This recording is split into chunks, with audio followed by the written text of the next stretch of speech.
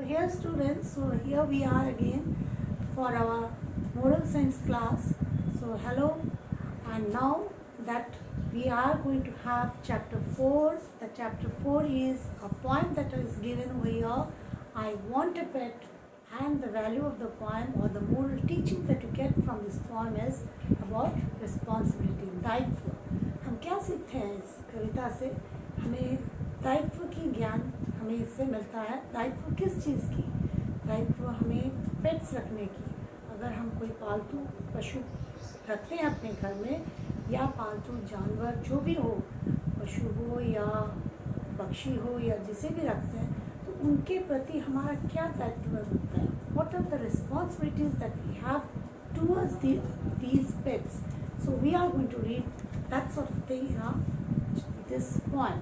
So before reading the poem, let us see on page number 37, students can open page number 37. We have some points here, the values for life.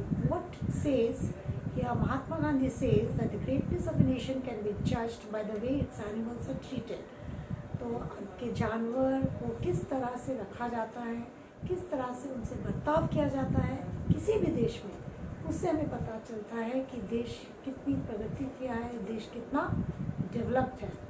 और उसके वजह से ही हमारे कुछ नियम भी बने हैं. There are some acts that have been set up by the government. Here we have RSPCA.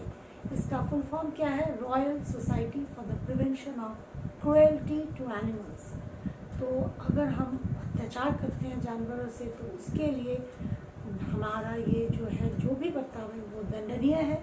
उसके लिए you will be put behind bars, you will be having been punished by the government. There are some laws for that. तो कुछ 5 wishes हैं for animals living on this planet. तो क्या है वो 5 wishes? हम पढ़ते हैं. एक है freedom from hunger and thirst. कोई भी जानवर भूखा न मरे या प्यासा न मरे. फिर नंबर 2 क्या है? Freedom from discomfort. किसी भी तरह से उसका कोई भी मतलब उसे कोई अशांति से वो रहे या अस्वस्थ रहे, ये चीज़ नहीं होना चाहिए. थर्ड पॉइंट क्या है? फ्रीडम फ्रॉम पेन, इंजरी और disease.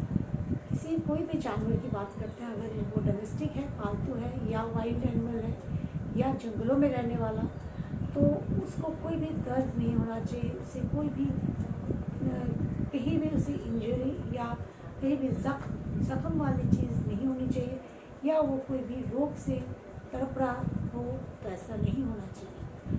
Number 4 we have freedom to express normal behaviour. और वो जानवर जिस तरह से रहना चाहता है उसे उस तरह से रहने दिया जाए, उसके साथ कोई भी ज़बरदस्ती ना की जाए. और 5th पॉइंट जो है वो है freedom from fear and distress. उसे डर के जीना नहीं है. वो भी इस पृथ्वी में है, उसे भी पूरी तरह से वो हक है उसे जीने की, और उसे कोई भी तरह से परेशानी नहीं होना चाहिए. तो ये 5 जो है विशेष हैं जानवर के प्रति, जो हमें याद रखना है या उनके प्रति हमें पालन करना चाहिए. So now let's come to the point. तो पॉइंट है, यहाँ एक लड़का है ऑफ योर एज, तुम्हारे ही एज का एक बच्चा है, और वो बोल रहा है अपनी माँ से कि उसे भी एक पेट रखना है. आई वॉन्ट अ पेट.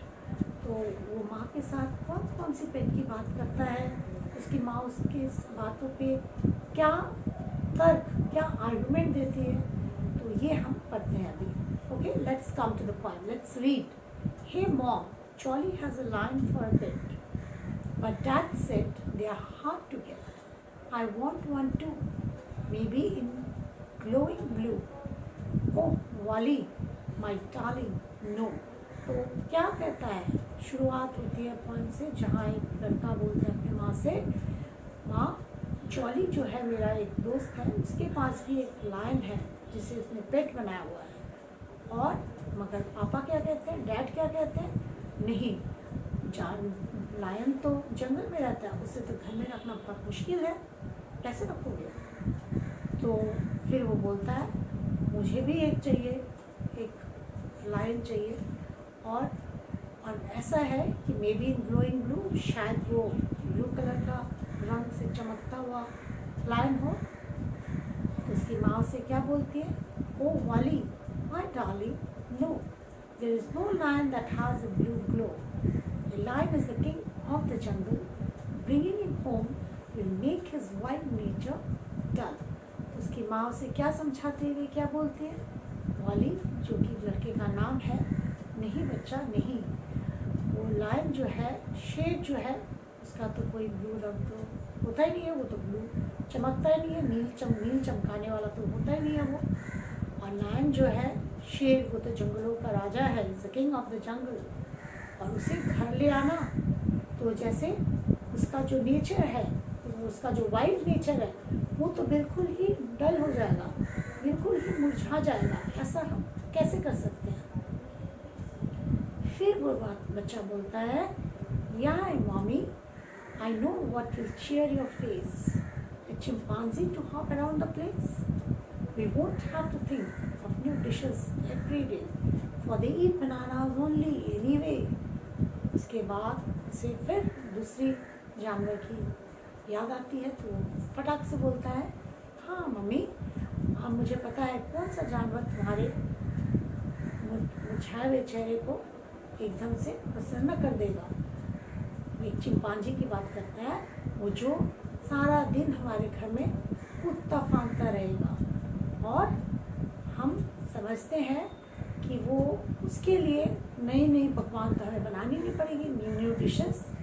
हाँ, तो किस बात की चिंता है, क्योंकि वो तो सिर्फ केला ही खाता है। हाँ, तो केले से ही उसका चला जाएगा, तो उसके लिए कोई हमें ज़्यादा मेहनत भी नहीं करनी पड़ेगी। ठीक है, तो ऐसा बोलता है उसने मम्मी को। फिर उसके लिए उसकी माँ से क्या बोलती है, क्या समझाते हुए क्या बोलती है, अलास वाली, चिंपांजी में भी great, but not for our home, only in the jungle without gate. It needs tall trees to swing and climb, and it's more than just bananas all the time. तो इसमें इसकी माँ बोलती है, alas, ये क्या बोल रहे हो तुम वाली? चिंपांजी तो, हाँ, चिंपांजी तो जानवर बहुत मज़ेदार है, मगर हम उसे घर में कैसे ले आ सकते हैं? उसे तो जंगल की ज़रूरत है, उसे तो वन की ज़रूरत है, फॉरेस्ट की ज़रूरत है। और जहाँ फॉरेस्ट में कोई गेट, कोई पहरा कुछ ना हो, कहीं भी वो जा सकता है, कहीं भी कूद फांद कर सकता है। और उसे क्या चाहिए? उसे तो बड़े बड़े लंबे लंबे पेड़ चाहिए, इस पेड़ से उस पेड़, उस डाली से उस डाली, कूदने के लिए, फांदने के लिए। और कभी वो स्विंग करता है, तो कभी वो चढ़ता है, कभी वो झूला झूलता है। तो ये सब तो घर में नहीं हो पाएगा, ये उसकी माँ से समझाते हुए बोलती है। और सिर्फ केले की बात कर रहे हो?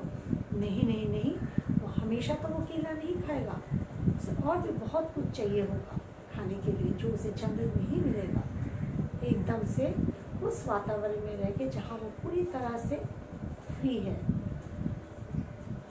तब जाके अब उसने देखा कि वाली ने कि ये भी सुझाव उसका ठीक नहीं रहा। तब वो बोलता है, and how about a shiny white duck, and not for our home, only in a jungle. No, sorry, we will build a small pond so it doesn't create a mug. She will quack its way around and I will learn how to make that sound. फिर वो कुछ सोच के फिर बोलता है, वाली बोलता है, तो माँ कैसा रहेगा अगर हम एक सफ़ेद सा चमकता हुआ एक बतख लाए, डक?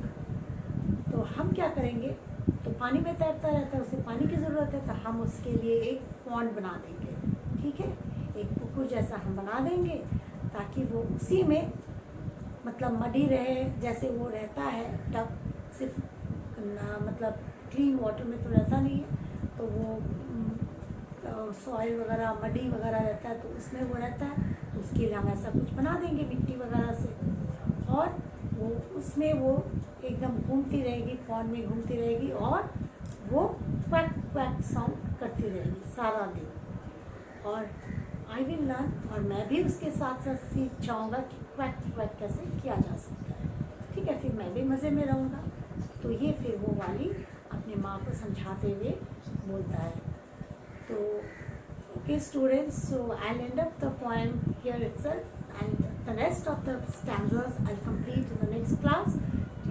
एंड नेक्स्ट क्लास में दूसरे जो स्टैंजास हैं मैं करवा दूंगी, और जितनी भी एक्सरसाइज है इसमें, कुछ बुक की एक्सरसाइज है वो तो तुम बुक में ही करोगे, और जो कॉपी में लिखने वाली बात है you will do it in your moral science copy. और ये भी याद रखना, हमें वासम ऐप में तुम्हें भी मिला होगा, you have got the notice कि अभी ऑफिस खुला है 10 बजे से 2 बजे तक, तो जितने भी बुक्स खरीदना है, तुम्हें एडमिशन री-एडमिशन वगैरह करवाना है, तो प्लीज़ गार्जियन सी दैट कि मम्मी पापा को बोलो तो वहाँ जाके वो बुक्स वगैरह खरीद लें अगर उन्हें चाहिए होगा तो, और री-एडमिशन वगैरह भी करवा लें। Okay students, so it's all from me for today, so thank you and goodbye, see you again.